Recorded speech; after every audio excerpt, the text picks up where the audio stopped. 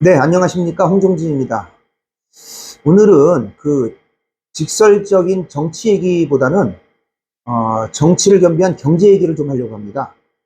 이 이야기가 왜 중요하냐면 이 좌파들이 정치를 하기 시작하면, 그러니까 정권을 잡으면 계속 경제가 나빠져요. 그래서 왜 경제가 자꾸 나빠지는지를 좀 공부하는 시간을 가지려고 해요. 그 이유는 간단해요. 그냥 포퓰리즘 때문에 그렇습니다. 포퓰리즘. 그러니까 제 기억에 1789년? 1789년인가요? 예, 프랑스 혁명이 일어나잖아요.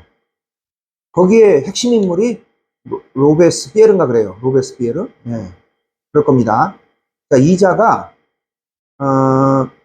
어떻게 포퓰리즘을 일으키냐면 잘 팔고 있는 우유를 갖다가 우리 어린이는 우유를 싸게 먹을 권리가 있다. 이렇게 선전선동을 합니다. 그러면서 이 우유를 생산하는 업자들한테 강제로 우유를 싸게 팔게 합니다. 그러니까 예를 들어서 100원에 팔던 우유를 50원에 팔어 이렇게 명령을 하죠. 그리고선 강제로 50원에 팔게 하면 안 됩니다. 그러니까 어떻게 됩니까? 우유를 팔던 업자들이 젖소를 다 잡아서 고기로 팔아버려요. 왜냐하면 원가가 맞지도 않는 걸 싸게 팔으라니까. 그러니까 어떻게 됐습니까? 예, 우유가 모자라잖아요, 이제는. 안 파니까. 그러니까 어린이들이 가만히 있으면 100원에 사 먹는 거를 50원에 파니까 좋다가 갑자기 200원, 300원 줘도 우유가 없어요. 그래서 어린이들이 100원짜리 우유를 2, 300원, 막 400원 이렇게 올라가면서 먹게 되는 어처구니 없는 일이 벌어지게 되는 겁니다. 이게 바로 포퓰리즘이에요.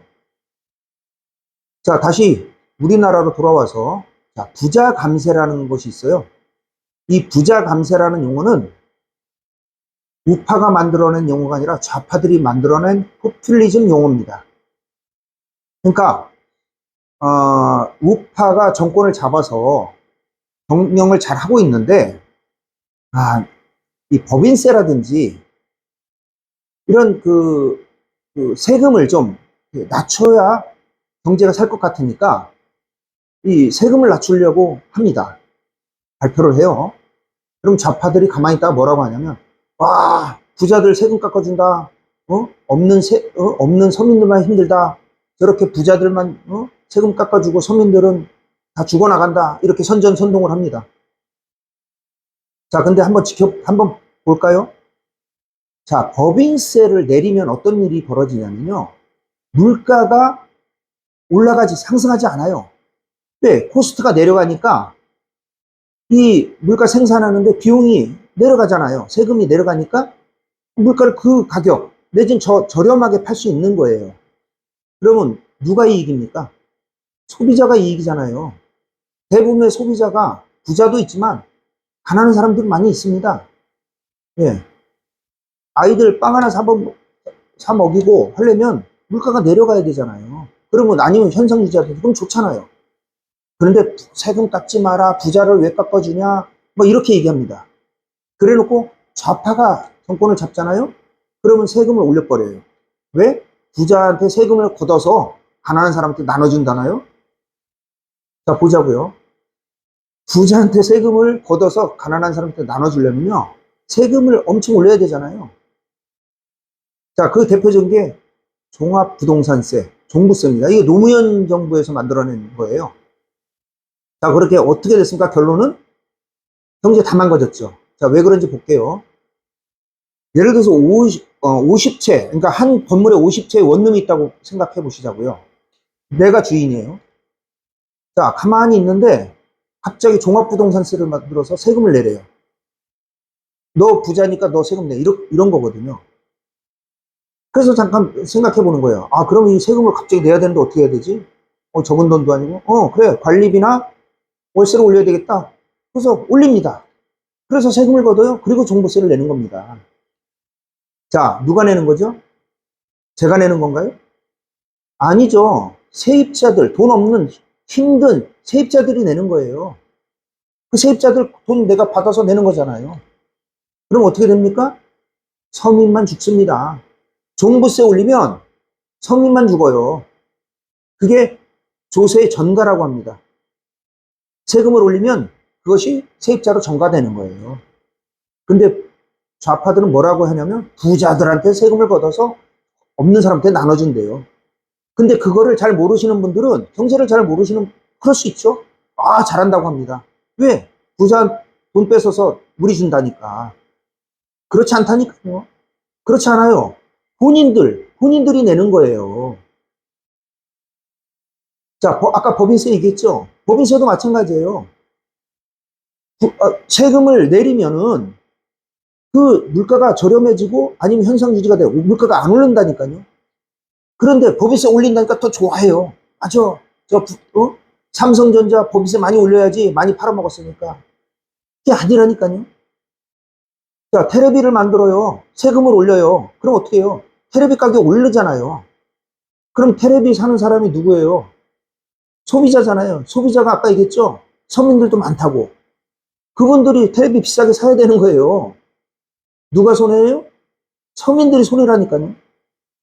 그런데 이런 거를 좌파들이 계속 주장하면서 용어를 만들어내서 공격합니다. 아까 부자 감세 얘기했죠?